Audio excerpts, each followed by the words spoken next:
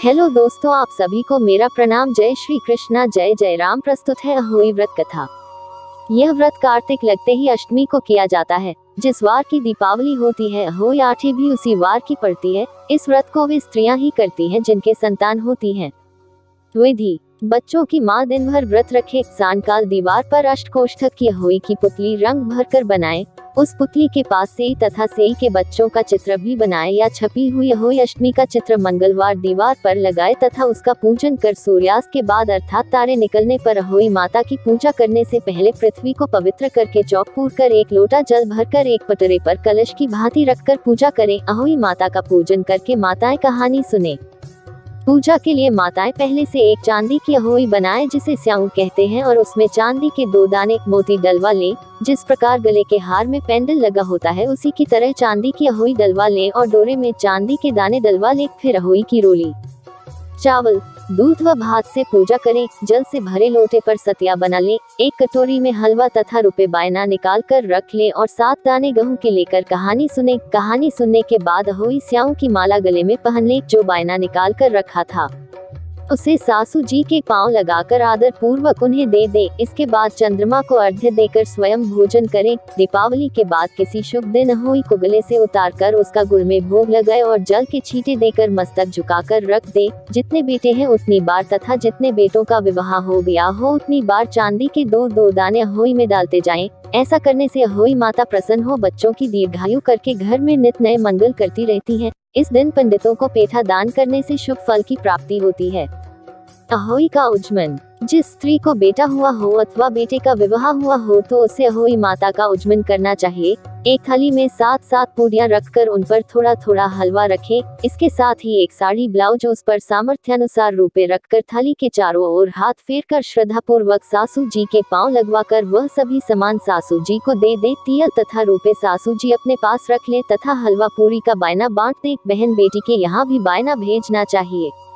अहोई आठवें व्रत कथा। एक साहूकार था जिसके 7 बेटे थे, 7 बहुएं तथा एक बेटी थी। दिवाली से पहले कार्तिक बदी अष्टमी का सांतो बहुएं अपनी इकलौती नंद के साथ जंगल में मिट्टी खोद रही थी।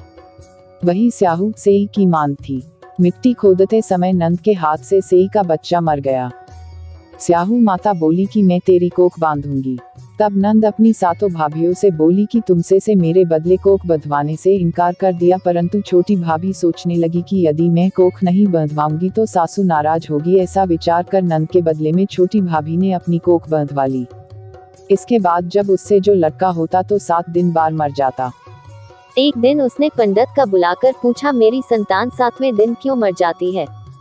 तब पंडित ने कहा कि तुम सुरही गाय की पूजा करो। सुरही गाय स्याहू माता की भाईली है, वह तेरी कोख तब मेरा बच्चा जिएगा। इसके बाद से वह बहू प्रातः काल उठकर चुपचाप सुरही गाय के नीचे सफाई आदि कर जाती है। गौ माता बोली कि आजकल कौन मेरी सेवा कर रहा है, सो आज देखूंगी। गौ माता खूब तक के उठी। क्या देखती है कि एक साहूकार के बेटे की बहू उसके नीचे सफाई आदि कर रही है। गौ माता उससे बोली, मैं तेरी सेवा से प्रसन्न हूँ, इच्छानुसार जो चाहे मांग लो। तब साहूकार की बहू बोली कि स्याऊ माता तुम्हारी भाईली है और उसने मेरी कोख बांध रखी है, सो मेरी कोख खुलवा दो। गौ माता ने कहा, अच्छा। अब तो गौ माता समुद्र पार अपनी भाईली के पास उसको लेकर चली। रास्ते में कड़ी धूप थी, सो वो दोनों एक पेड़ के नीचे गरुड़ पंखानी पक्षी का बच्चा था। सांप उसको डसने लगा। तब साहूकार की बहू ने सांप मारकर ढाल के नीचे दबा दिया और बच्चों का बचा लिया। थोड़ी देर में गरुड़ पंखनी आई जो वहां खून पड़ा देखकर साहूकार की बहू को चोंच मारने लगी। तब साहूकारनी बोली कि मैंने तेरे बच्चों को नहीं मारा, बल्कि सांप मेरे बच्चे को डसने को आया था, मैंने तो उससे तेरे बच्चे की रक्षा की है। यह सुनकर गरुड़ पंखनी बोली कि मान तू क्या मानती है? वह बोली, 7 समुद्र पर स्याऊ माता के पास पहुंचा दे। गरुड़ पंखनी ने दोनों को अपनी पीठ पर बैठाकर स्याऊ माता के पास पहुंचा दिया। स्याऊ माता उन्हें देखकर बोली कि बहन बहुत दिनों में आई। फिर कहने लगी कि बहन मेरे सिर में जू पड़ गई। तब सुरही के कहने पर साहूकार की बहू ने सलाई से उनकी जुएं निकाल दी। इस पर स्याऊ माता प्रसन्न हो बोली कि तूने मेरे सिर में बहुत सलाई डाली है, इसलिए 7 बेटे और बहू होगी।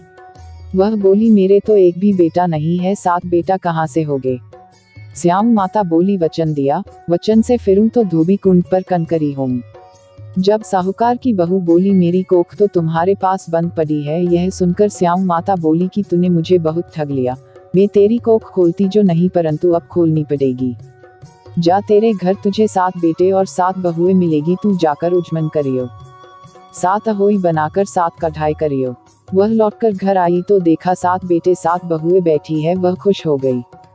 उसने 7 अहोई बनाई, साज उजमन किए तथा 7 कढ़ाई की। रात्रि के समय जेठानियां आपस में कहने लगी कि जल्दी जल्दी नहाकर पूजा कर लो, कहीं छोटी बच्चों को याद करके रोने लग। थोड़ी देर में उन्होंने अपने बच्चों से कहा अपनी चाची के घर जाकर देखाओ कि वह आज अभी तक रोई क्यों नहीं। बच्चों ने जाकर कहा कि चाची तो कुछ मार रही है, खूब उजमन हो रहा है।